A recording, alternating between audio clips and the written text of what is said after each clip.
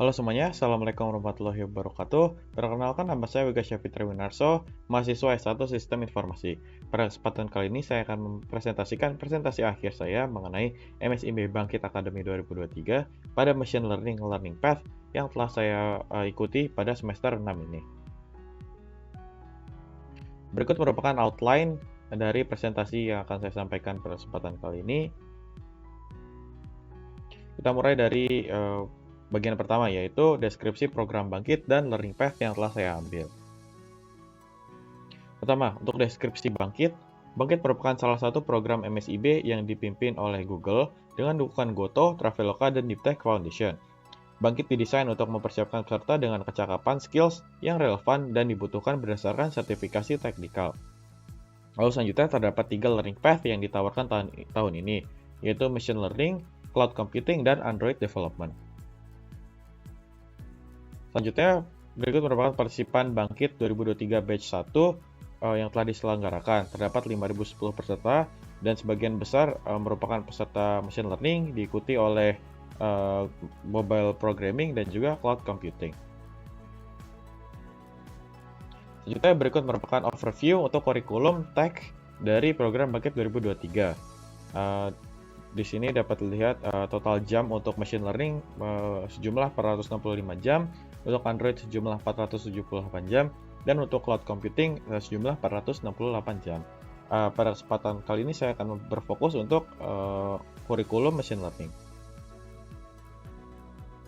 Berikut merupakan mekanisme pembelajaran.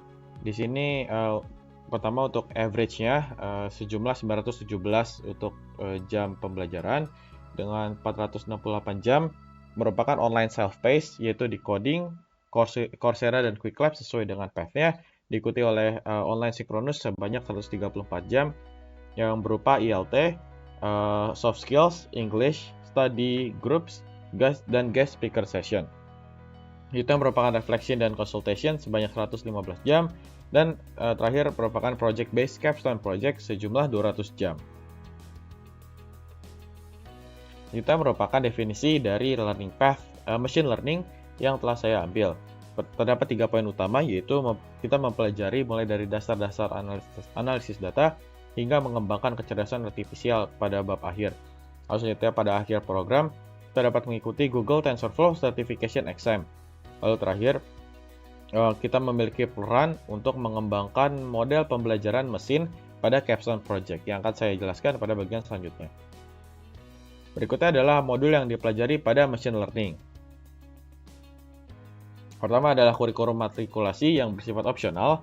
Di sini berlaku untuk semua learning path, dimulai dari memulai dasar pemrograman untuk menjadi pengembangan software, lalu pengenalan ke logika pemrograman, lalu belajar dasar dengan Git dengan GitHub.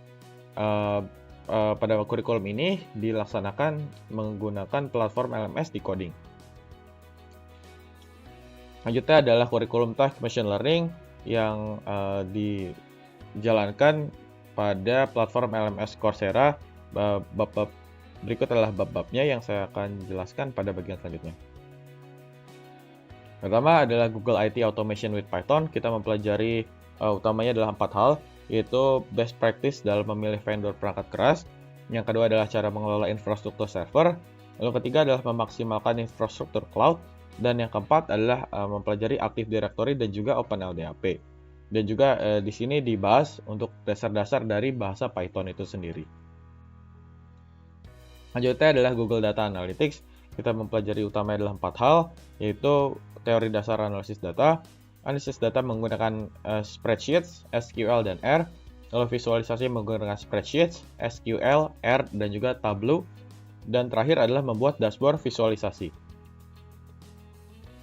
Selanjutnya adalah materi Mathematics for Machine Learning. Kita mempelajari utamanya ada 3 hal, yaitu dasar-dasar aljabar linear berupa matriks, vektor, dan juga eigen. Lalu mempelajari optimalisasi fungsi yang merupakan utamanya adalah kalkulus, yaitu menggunakan integral dan juga turunan. Dan kita melakukan implementasi PCA. Selanjutnya adalah Machine Learning Specialization by Andrew Ng. Kita mempelajari banyak hal pada bagian ini. Pertama adalah membuat model menggunakan framework scikit-learn dan NumPy di bahasa Python. Terus itu adalah supervised machine learning. dan yang mencakup linear dan logistic regression. Lalu unsupervised machine learning yang mencakup clustering dan anomaly detection. Lalu terdapat model yang lebih advance seperti decision tree dan ensemble learning, seperti random forest dan lain sebagainya, dan juga reinforcement learning. Materi selanjutnya adalah Deep Learning AI TensorFlow Developer Professional Certificate. Di sini kita mempelajari utamanya adalah 5 hal, yaitu membuat neural network menggunakan TensorFlow secara umum, lalu mempelajari convolutional neural network, khususnya adalah untuk image, lalu mempelajari transfer learning, lalu natural language processing untuk melakukan prediksi dari teks, dan juga time series prediction. Selanjutnya adalah bab Structuring Machine Learning Projects. Terdapat 5 materi utama, yaitu mendiagnosis kesalahan atau error pada model machine learning, lalu membuat prioritas untuk mengurangi error, lalu memahami pengaturan machine learning yang kompleks atau dapat disebut juga dengan istilah tuning, lalu end-to-end learning atau membuat program ML dari tujuan hingga produk akhir, dan juga multitask learning atau machine learning untuk memprediksi banyak hal sekaligus. Selanjutnya adalah Deep Learning AI, TensorFlow Data, dan Deployment. Di sini kita mempelajari 4 hal utamanya. Yang pertama adalah menggunakan dataset dari TensorFlow Data. Yang kedua adalah menggunakan model TensorFlow di browser dan juga aplikasi mobile. Di sini menggunakan framework TensorFlow JS dan juga TensorFlow Lite.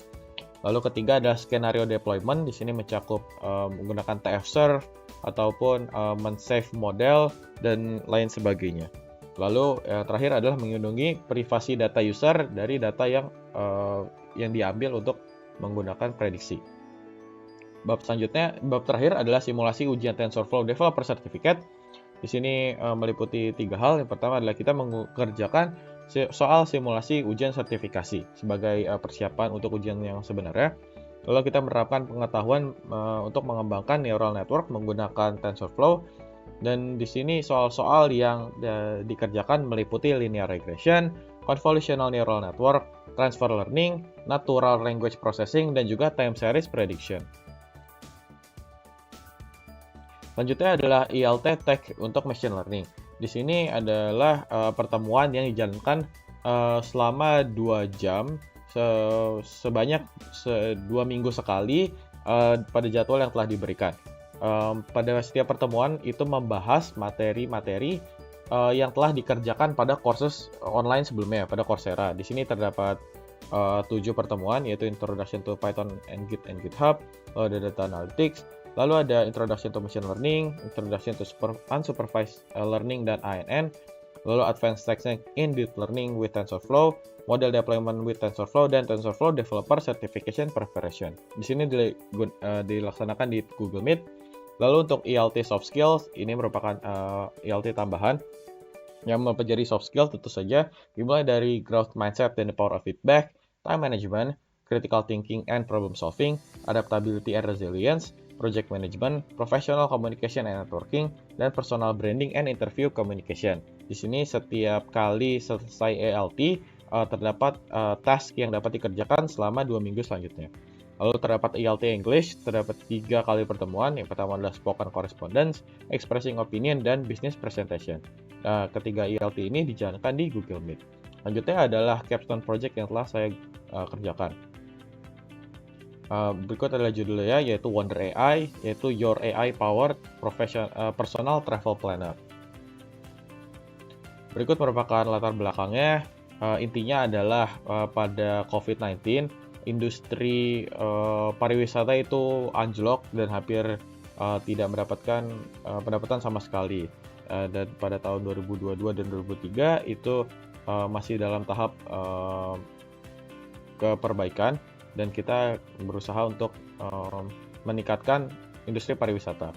Lalu terdapat 85% tingkat demands untuk personalized customized travel itineraries, yaitu untuk perencanaan wisata yang terkustomisasi. Lalu untuk problemnya terdapat 2, yaitu aplikasi seperti apa yang harus dikembangkan dan bagaimana cara mengembangkan aplikasi tersebut yang mengintegrasikan sistem rekomendasi berdasarkan AI yang mudah dan intuitif digunakan. Selanjutnya, ini adalah judulnya, yaitu Wonder AI. yang merupakan AI-based travel buddy yang merencanakan perencanaan liburan berdasarkan preferensi pengguna seperti budget, tanggal traveling, dan juga hal lainnya. Berikut adalah tampilan UI untuk halaman utamanya. Lalu berikut adalah fitur-fiturnya. Pertama, kita dapat memberikan rekomendasi wisata berdasarkan lokasi, budget, dan juga deskripsi wisata. Di sini berdasarkan natural language processing saja. Lalu kita bisa menemukan tempat wisata dan juga restoran dan juga akomodasi sesuai dari yang telah diberikan. Lalu yang ketiga adalah di sini kita dapat melakukan scanning untuk tempat wisata dan menampilkan informasi-informasi unik dan terkait tempat wisata tersebut dan memberikan rekomendasi restoran di tempat sekitarnya. Tentunya merupakan target market. Di sini utamanya adalah machine learning architecture untuk yang model yang pertama. Berikut adalah skemanya. Di sini kami menggunakan konsep utamanya adalah cosine similarity, menggunakan vectorization, cosine similarity, content based filtering, dan juga kita melakukan clustering berdasarkan lokasinya yang berdekatan.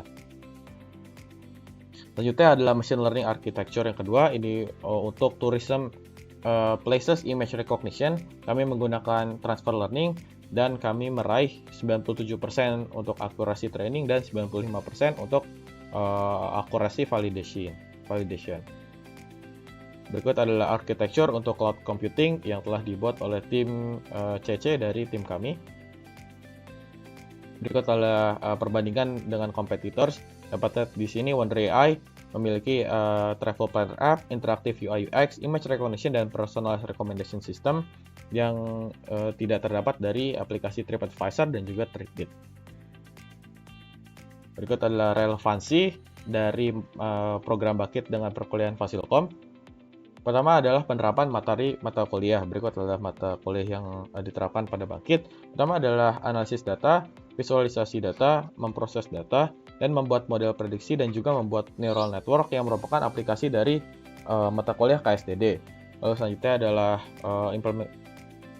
penggunaan matriks, vektor, dan eigen yang merupakan aplikasi dari mata kuliah aljabar linear, dan penggunaan integral dan turunan untuk membahas rumus dari machine learning tersebut yang utamanya menerapkan materi kalkulus. Selanjutnya kita juga mempelajari cara pengembangan sistem yang sesuai dengan mata kuliah propensi dan juga APAP. Di sini kita menerapkan kaidah manajemen proyek pada proses pengerjaan proyek capstone dan mengembangkan sistem aplikasi mobile secara berkolaborasi menggunakan Git, dan kita juga menerapkan proses testing secara menyeluruh. Untuk lesson learned, berikut adalah yang telah kami pelajari. Pertama adalah neural network. Ini adalah materi untuk teksnya. Kita mempelajari jenis-jenis dan kegunaannya dari setiap neural network masing-masing, dan juga cara mengembangkannya, error tuning, transfer learning, dan juga deployment. Lalu untuk analisis data, kami pelajari dasar-dasar dari analisis data, prinsip dalam melakukan analisis data, dan juga membuat untuk visualisasi data hasil yang kita analisis. Lalu untuk manajemen proyek, kita mempelajari pengelolaan proyek dengan waktu, budget, dan skop yang terbatas, dan kami membuat inovasi berdasarkan suatu masalah di dunia nyata. Untuk soft skill, kami berkomunikasi menggunakan bahasa Inggris, meningkatkan kemampuan berkolaborasi, dan meningkatkan kepercayaan diri, serta meningkatkan kemampuan untuk pengelolaan waktu. Saran untuk mitra, fakultas, dan calon peserta Bangkit di masa depan. Pertama, untuk saran untuk mitra itu Bangkit, saya menyarankan untuk memperjelas timeline, terutama untuk awal-awal program dan timeline capstone, mengadakan learning path baru yaitu project management, dan memberikan mentor capstone dan mengadakan mentoring sesegera mungkin setelah tim dibentuk, yaitu tidak 2 minggu setelah proyek dimulai. Selanjutnya, saran untuk fakultas, saya menyarankan untuk meningkatkan jalur komunikasi dan mempermudah proses permintaan tanda tangan untuk laporan akhir.